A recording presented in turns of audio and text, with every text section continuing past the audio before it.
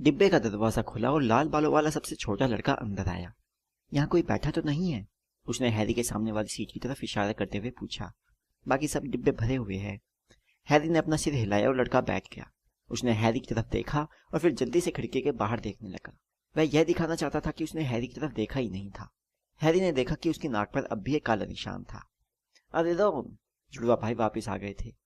सुनो, हम लोग ट्रेन के बीच वाले हिस्से में जा रहे हैं। वहां ली जॉर्डन के पास एक बहुत बड़ा मकड़ा है। ठीक है, रोन बताया। हैरी, दूसरे जुड़वा भाई ने कहा, हमने अपना परिचय तो दिया ही नहीं। फ्रेड और जॉर्ज वीजली, और यह रोन है, हमारा भाई। अच्छा, तो बाद में मिलते हैं। बाय, हैरी और रोन ने कहा। जुड़वा भाई जाते समय अपने पीछे डिब्बे का दरवाजा बंद कर गए। क्या तुम सचमुच हैरी पॉटर हो? रोन के मुंह से निकल पड़ा। हैरी ने सिर हिलाया। अच्छा, मैं तो सोच रहा था कि फ्रेड और जॉर्ज मजाक कर रहे हैं, रोन ने कहा। और क्या सचमुच तुम्हारे सिर पर, यानी कि? उसने हैरी के माथे की तरफ इशारा किया। हैरी ने अपनी लठ पीछे खिसकाई ताकि वह अपना बिजली जैसा निशान दिखा सके। रोन घूरता रहा। तो यहीं पर तुम जानते हो कौन ने? हाँ, हैरी ने कहा, परंतु मुझे कुछ भी याद नहीं है। कुछ भी नहीं? रोन ने उत्सुकता से पूछा। बस मुझे बहुत सारी हरी रोशनी याद है, और कुछ नहीं। अच्छा, रोन ने कहा। वह बैठा बैठा कुछ मिनट तक हैरी को घूरता रहा। फिर जैसे उसे अचानक समझ में आया कि वह क्या कर रहा था, और वह एक बार फिर जल्दी से खिड़की के बाहर देखने लगा। क्या तुम्हारे परिवार में सभी जादूगर हैं? हैरी ने पूछा। हैरी को रोन उतना ही दिलचस्प लग रहा था जितना कि रोन को हैरी लग रहा था। अरे हाँ, मुझे ऐसे ही लगता है, रोन ने कहा। मुझे लगता है कि मम्मी के दूर के रिश्ते का एक कजिन है जो अकाउंटेंट है, पर हम लोग उसके बारे में कभी बात नहीं करते। तो इसका मतलब है तुम्हें पहले से बहुत सा जादू आता होगा। जाहिर था कि वीजली परिवार उन पुराने जादूगर परिवारों में से एक था जिनके बारे में छुमंतर गली में वह पीला लड़का बातें कर रहा था। मैंने सुना है कि तुम्हें मगलों के साथ रहने के लिए भेज दिया गया था, रोन ने कहा। वे लोग कैसे होते हैं? बहुत बुरे, पर सभी नहीं। मेरे अंकल आंटी और कजिन बहुत बुरे हैं। काश मेरे 3 जादूगर भाई होते। 5, रोन ने कहा। किसी कारण से वह उदास नजर आ रहा था। हमारे परिवार में हॉगवर्ट्स जाने वाला मैं छठवा हूँ। तुम कह सकते हो मुझे बहुत कुछ करके दिखाना है। बिल और चार्ली पहले हॉगवर्ट्स से निकल चुके हैं। बिल हैगबॉय था और चार्ली क्विडिच का कप्तान, अब पर्सी प्रीफेक्ट बन गया है। फ्रेड और जॉर्ज बहुत शैतानी करते हैं, परंतु उनके सचमुच अच्छे नंबर आते हैं और सब सोचते हैं कि वे बहुत अच्छे मस्करे हैं। सब मुझसे भी यही उम्मीद करते हैं कि मैं अपने बाकी भाइयों जितने अच्छे काम करूँ। अगर मैं ऐसा करता तो यह कोई बहुत बड़ी बात नहीं होगी, क्योंकि वे पहले ही वह काम कर चुके हैं। और हाँ, 5 बड़े भाई होने के कारण मुझे कोई भी चीज़ नई नहीं मिलती। मेरे पास बिल के पुराने कपड़े हैं, चार्ली की पुरानी छड़ी और पर्सी का पुराना चूहा है। रोन ने अपनी जैकेट के अंदर हाथ डाला और एक मोटा भूरा चूहा बाहर निकाला जो सो रहा था। इसका नाम स्कैबर्स है और ये किसी काम का नहीं है, हमेशा सोता रहता है। प्रीफेक्ट बनने के बाद डैडी ने पर्सी को एक उल्लू दिला दिया, परंतु उन लोगों के पास इतने पैसे, मेरा मतलब है मुझे उल्लू के बजाय स्कैबर्स मिल गया। रोन के कान गुलाबी हो गए। उसे लग रहा था कि वह कुछ ज्यादा ही बोल गया, क्योंकि वह एक बार फिर खिड़की के बाहर देखने लगा। हैरी को समझ में नहीं आया कि उल्लू खरीदने के पैसे ना होने में शर्म की क्या बात है।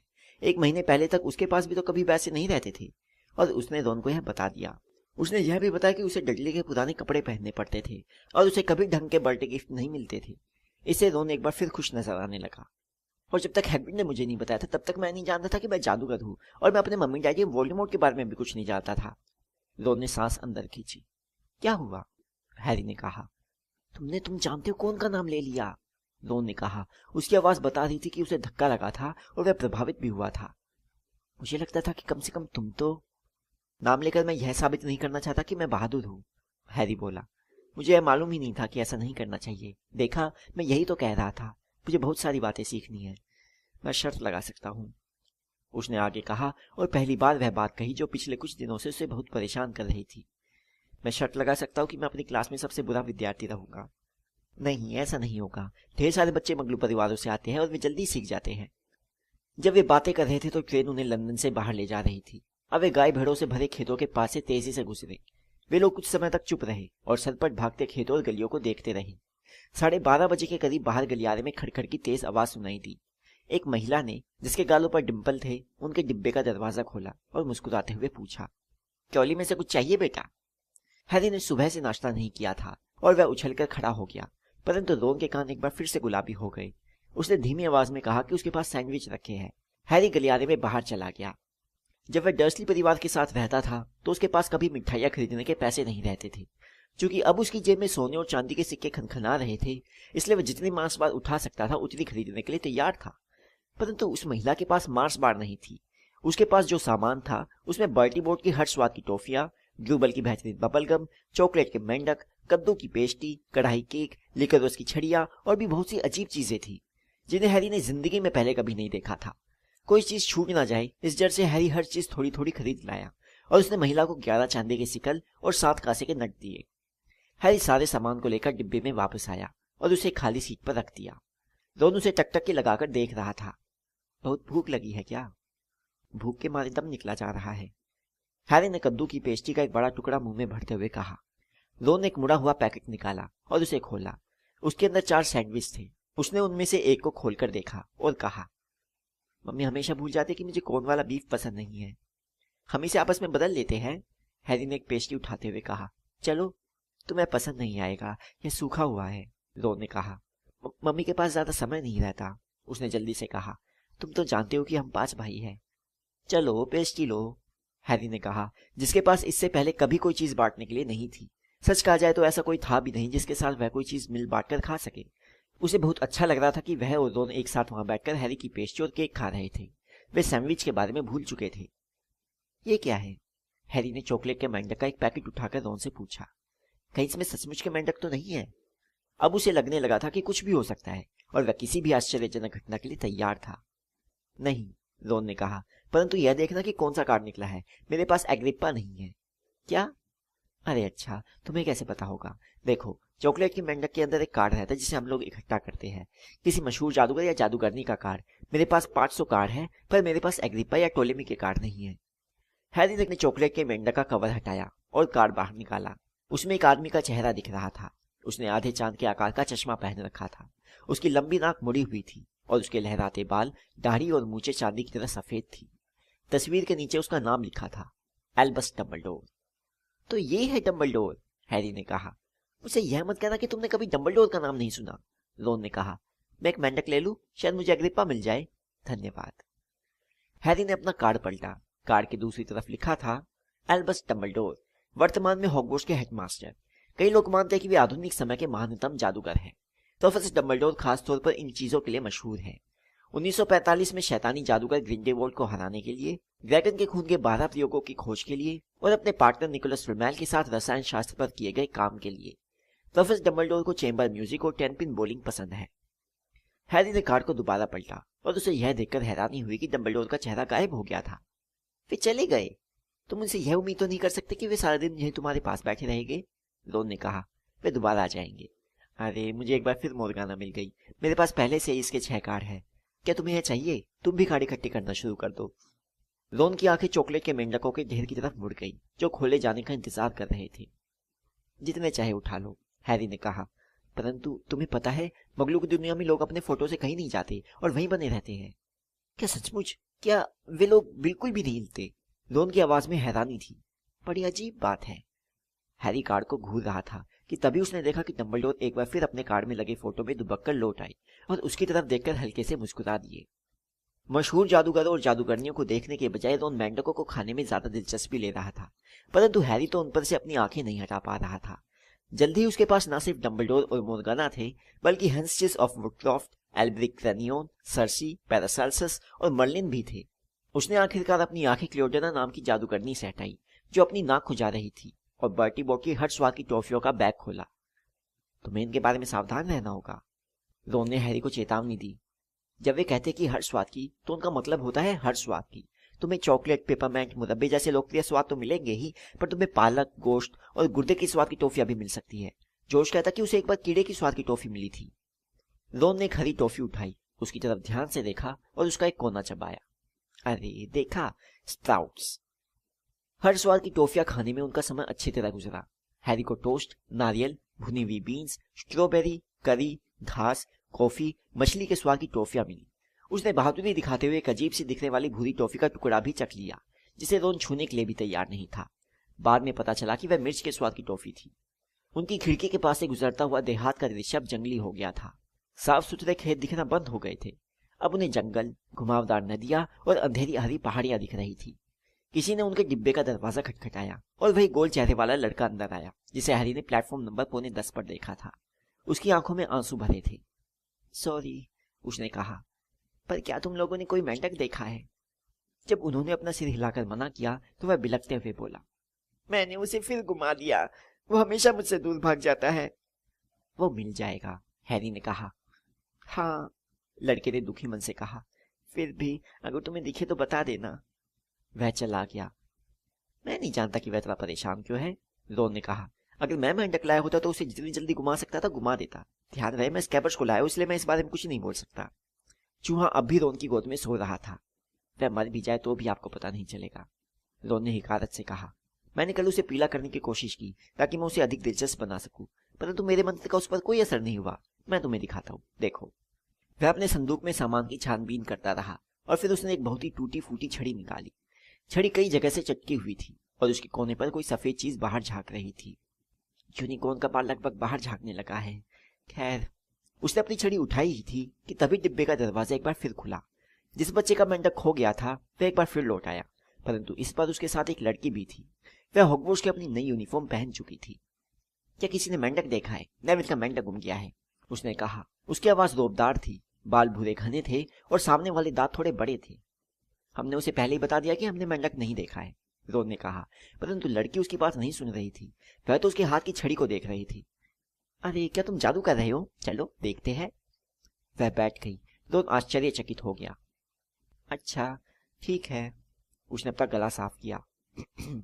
सूरज, चंदा, मक्खन खा लो, इस धब्बेदार चूहे का रंग बदल डालो। उसने अपनी छड़ी घुमाई, परंतु कुछ नहीं हुआ। स्कैबर्स भूरा ही बना रहा और गहरी नींद में सोता रहा।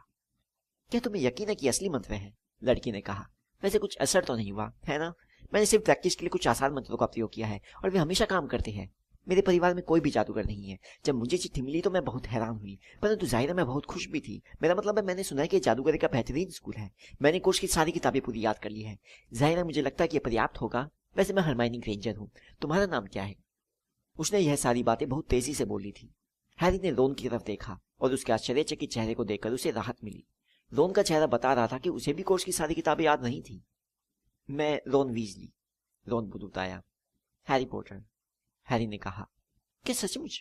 हरमानी ने कहा। जाहिर है मैं तुम्हारे बारे में सब कुछ जानती हूँ। अपनी नींव मजबूत करने के लिए मैंने कोर्स के बाहर की भी कुछ किताबें पढ़ी हैं, और तुम्हारा नाम आधुनिक जादू का इतिहास, गुप्त कलाओं का उत्थान और पतन तथा 20वीं सदी की महान जादुई घटनाओं में है।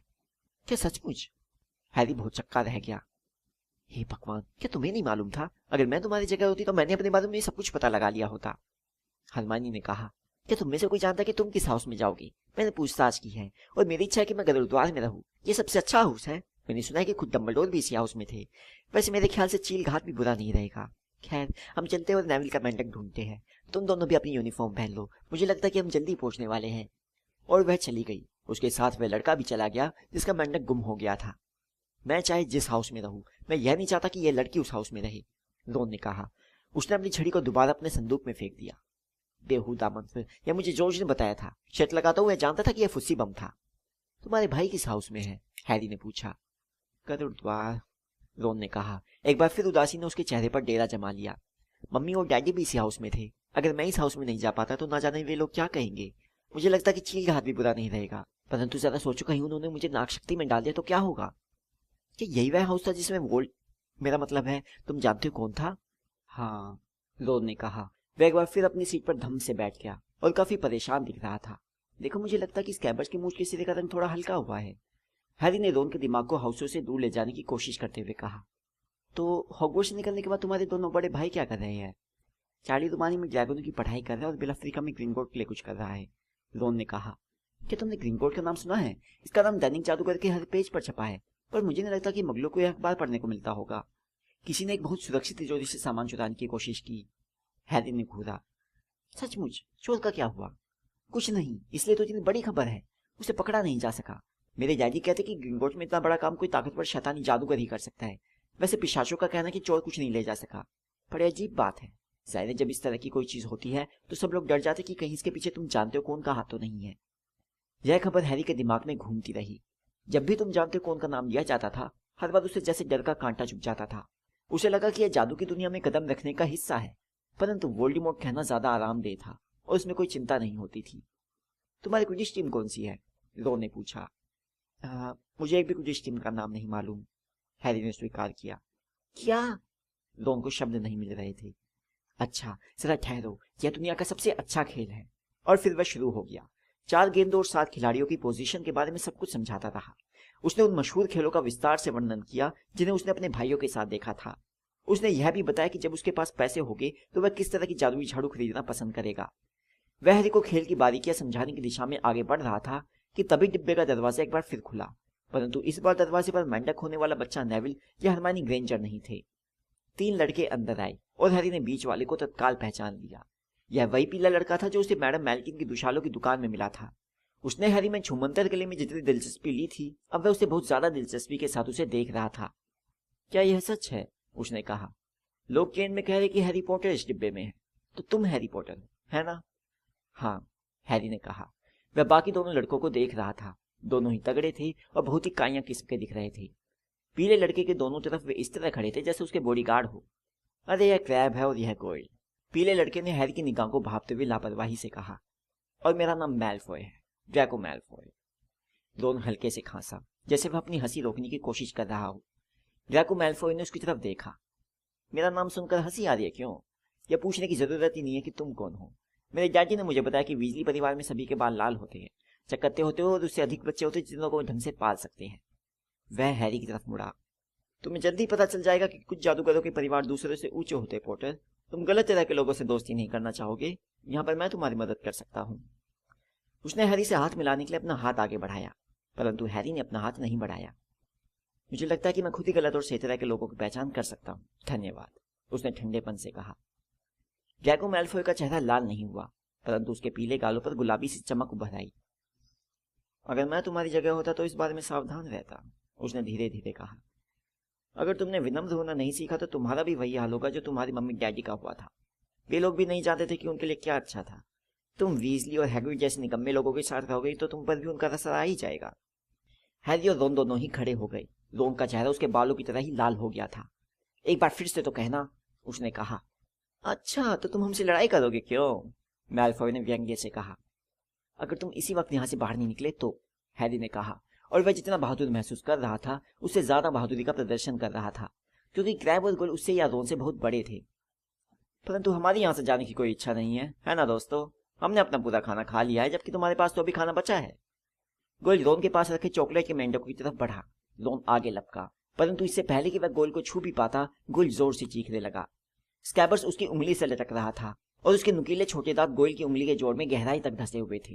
क्रैब और मैलफॉय पीछे हटे। जब बिलबिलाते हुए गोल ने स्कैबर्स को गोल गोल घुमाया और जब आखिरकार स्कैबर्स उछलकर खिड़की से टकराया तो तीनों तत्काल वहां से गायब हो गए। शायद उन्होंने सोचा होगा कि मिठाइयों में और चूहे छुपे होंगे, या शायद उन्होंने किसी के कदमों की आहट सुन ली थी, क्योंकि एक सेकंड बाद ही हरमाइनी ग्रेंजर अंदर आई। यहाँ क्या हो रहा है? उसने पूछा। वह फर्श पर चारों तरफ बिखरे मिठाइयों की तरफ देख रही थी। उसने यह भी देखा कि रोन स्कैबर्स की पूंछ पकड़कर उसे उठा रहा था। मुझे लगता है कि मर गया है, रोन ने हैरी से कहा। उसने स्कैबर्स को पास से देखा। नहीं, मुझे यकीन नहीं होता, यह तो फिर से सो गया है। और वह सचमुच सो गया था। तुम मैलफॉय से पहले भी मिल चुके हो, हैरी ने छुमंतर गली में हुई मुलाकात के बारे में बताया। मैंने उसके परिवार के बारे में सुना है, रोन ने गंभीर आवाज में कहा। जब तुम जानते कौन लापता हुआ तो हमारी तरफ आने वाले सबसे पहले लोगों में उसका परिवार भी था। उन्होंने कहा कि उन्हें सम्मोहित कर दिया गया था। मेरे डैडी को इस बात पर यकीन नहीं है। वे कहते कि मैलफॉय के पिता को काले जादू की तरफ जाने के लिए बहाने की जरूरत नहीं थी। फिर वह हरमाइनी की तरफ मुड़ा। हम आपकी क्या मदद कर सकते हैं? बेहतर होगा कि तुम जल्दी करो और अपनी यूनिफॉर्म पहन लो। मैंने अभी इंजन में जाकर ड्राइवर से पूछा था और उसने मुझे बताया कि हम बस पहुंचने वाले हैं। तुम लोग लड़ तो नहीं रहे थे, है ना? हम वहां पहुंच पाए इससे पहले तुम लोग परेशानी में पड़ जाओगे। हम नहीं, स्कैबर्स लड़ रहा था, रोन ने उसकी तरफ घूरते हुए कहा। और अब अगर आप बुरा ना माने तो आप यहाँ से चली जाए ताकि हम लोग कपड़े बदल सके। ठीक है, मैं तो यहाँ सिर्फ इसलिए आई थी क्योंकि बाहर लोग बहुत ही बचकानी हरकतें कर रही है और गलियारों में इधर से उधर दौड़ रहे हैं, हरमाइनी ने नाक सिकोड़ते हुए कहा। और हाँ, क्या तुम्हें पता है तुम्हारी नाक पर मैल लगा है? उसके बाहर जाते समय रोन ने उसकी तरफ गुस्से से देखा। हैरी ने खिड़की से बाहर झांका। बाहर अंधेरा हो रहा था। गहरे बैंगनी आसमान के नीचे उसे पहाड़ और जंगल दिख रहे थे। ट्रेन धीमी हो रही थी। उसने और रोन ने अपनी जैकेट उतारी और अपने लंबे काले दुशाले ओढ़ लिए। रोन का थोड़ा छोटा था, इसलिए दुशाले के नीचे उसके जूते दिख रहे थे। पूरी ट्रेन में एक आवाज गूंजी।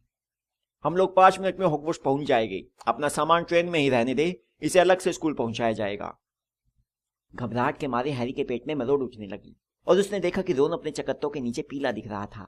उन्होंने बची हुई मिठाइयां अपनी जेब में भर ली और गलियारे में जमा भीड़ में शामिल हो गए। ट्रेन पहले तो धीमी हुई और आखिरकार रुक गई। लोग दरवाजे की तरफ जाने के लिए धक्का मुक्की करने लगे और फिर वे एक छोटे अंधेरे प्लेटफॉर्म पर नीचे उतरे। रात की ठंडी हवा में हैरी को कपकपी छूट गई। तभी विद्यार्थियों के सिर के ऊपर से तैरता हुआ एक लैंप आया और हैरी को एक परिचित आवाज सुनाई दी। फर्स्ट ईयर के बच्चे यहाँ जाए। सब ठीक है हैरी? सिरों के समुद्र के ऊपर हैग्रिड का बड़ा बालों भरा चेहरा चमक रहा था। चलो हमारे पीछे आओ। फर्स्ट ईयर का कोई और बच्चा तो नहीं है? जरा संभल कर कदम रखना। फर्स्ट ईयर के बच्चे हमारे पीछे आओ। फिसलते और लड़खड़ाते हुए वे लोग हैग्रिड के पीछे पीछे एक संकरे ढलवा रास्ते पर चल दिए। उनके दोनों तरफ इतना अंधेरा था कि हैरी ने सोचा वहां पर घने पेड़ होने चाहिए। कोई भी ज्यादा नहीं बोल रहा था। सिर्फ नेविल ने, जिसका मेंढक बार बार घूमता रहता था, एक दो बार नाक से सूं सूं की आवाज की। तुम्हें 1 सेकंड में हॉगवर्ट्स की पहली झलक दिखेगी, हैग्रिड ने अपने कंधे के ऊपर से कहा। इस मोड़ के ठीक बाद। एक जोरदार ऊं की आवाज हुई। संकरी पगडंडी उन्हें अचानक एक बड़ी काली झील के किनारे पर ले आई थी। झील के दूसरी तरफ ऊंचे पहाड़ पर एक बड़ा महल बना था, जिसमें कई कंगूरे और टावर थे। सितारों से भरे आसमान में महल की खिड़कियां चमक रही थी। एक नाव में 4 से ज्यादा मत बैठना। हैग्रिड ने किनारे पर पानी में तैरती छोटी नावों के बेड़े की तरफ इशारा करते हुए कहा। हैरी और रोन के पीछे पीछे नेविल और हरमानी भी नाव में चढ़ गए। सब आ गए? हैग्रिड चिल्लाया, जो अपनी नाव में अकेला ही बैठा था। तो ठीक है, आगे बढ़ो। और सभी नावें तत्काल आगे चल दी। कांच की तरह चिकनी झील में वे फिसलती लग रही थी। सब खामोश थे और सिर उठाकर बड़े महल की तरफ देख रहे थे। जैसे जैसे वो उस चट्टान के करीब आए जिस पर महल खड़ा था, वह उन्हें उतना ही ऊंचा दिखने लगा। जैसे ही आगे वाली नावें चट्टान के पास पहुंची, हैग्रिड चिल्लाया, सिर झुका लो। उन सभी ने अपने सिर झुका लिए और छोटी नावें उन्हें चट्टान के अंदर एक सुरंग में ले गई, जो सुंदर पत्तों वाली बेल के पर्दे के पीछे छुपी थी। वे लोग एक अंधेरी गुफा में से जा रहे थे, जो महल के ठीक नीचे से जाती दिख रही थी। और फिर वे जमीन के नीचे बने एक बंदरगाह में पहुंचे, जहाँ चट्टानों और पत्थरों पर वे मुश्किल से उतरे। बच्चों के नाव से उतरने के बाद हैग्रिड ने नाव की तलाशी ली और चिल्लाकर कहा, ओए तुम वहां कहीं, तुम्हारा मेंढक तो नहीं है? ट्रेवर! नेविल खुशी से चिल्लाया और उसने अपना हाथ आगे बढ़ा दिया। फिर वे सब हैग्रिड के लैंप के पीछे चट्टान में बने एक रास्ते पर मुश्किल से चढ़ने लगे। अंत में वे महल की छाया में नर्म और गीली घास पर आ गए। पत्थर की सीढ़ियों पर चढ़कर वे बलूत के बड़े दरवाजे के सामने भीड़ लगाकर खड़े हो गए। सब आ गए? और तुम, क्या तुम्हारा मेंढक अब भी तुम्हारे पास है? हैग्रिड ने दैत्याकार मुट्ठी उठाई और महल के दरवाजे पर 3 बार दस्तक दी।